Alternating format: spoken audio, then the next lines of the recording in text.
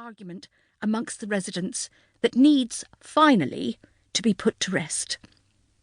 The argument in question is this: should our village be apostrophised or not? If yes, then should the apostrophe come before or after the S? It's a total bloody nightmare.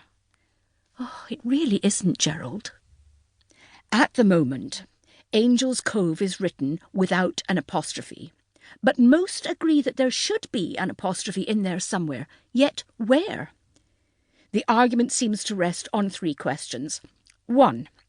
Does the cove belong to just one angel? The angel depicted in the church stained glass window, for example, as some people claim that they have seen him, or to a multitude of angels, i.e. the possessive of a singular or a plural noun. 2. Does the cove belong to the angels, or do the angels belong to the cove? The minority who wish to omit the apostrophe in its entirety ask this question. 3.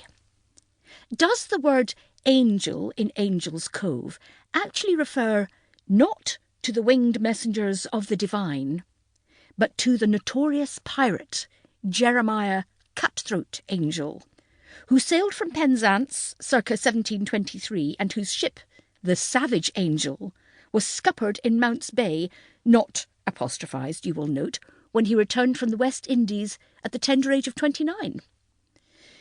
As you can see, it's a mess. Fearing the onset of a migraine, I stopped reading and decided to sort out the recycling, which would take a while, given the number of empties. An hour later saw me continuing to give the rest of Gerald's letter a stiff ignoring, because I needed to get back to the Crown and plough my way through an ironing pile that saw its foundations laid in 1992.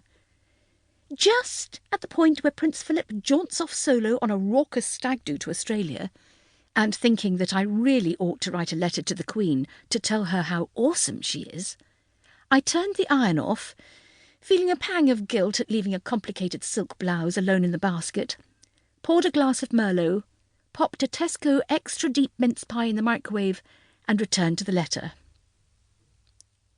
I expect you will agree that this is a question of historical context, not a grammatical issue. Oh, I do not.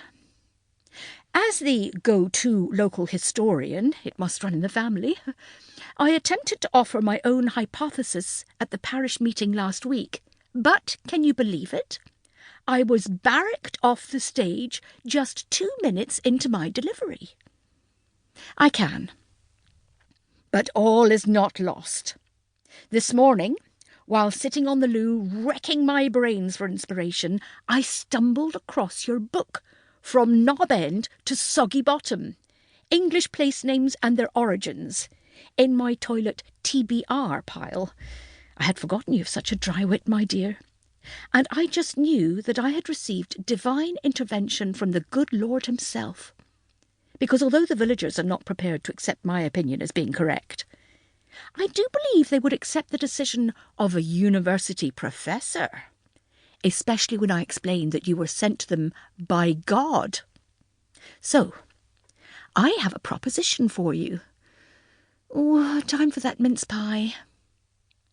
In return for your help on the issue, please do allow me the pleasure of offering you a little holiday here in Angel's Cove as my very special present to you this Christmas. I know you have balked at the idea of coming to stay with me in the past. Don't worry, I know I'm an eccentric old so-and-so with disgusting toenails. True, but how do you fancy a beautiful sea view this Christmas? Well, now that you mention it, the cottage is called Angel View, just the one angel note, and now belongs to a local man, Sam Lanyon, Royal Navy pilot. He's away at sea, poor chap. He says you can stay as long as you like. I may have mentioned what happened to James as leverage. Gerald, the cottage sits just above the cove and has everything you could possibly need for the perfect holiday. It's also a bit of a 1940s time capsule because...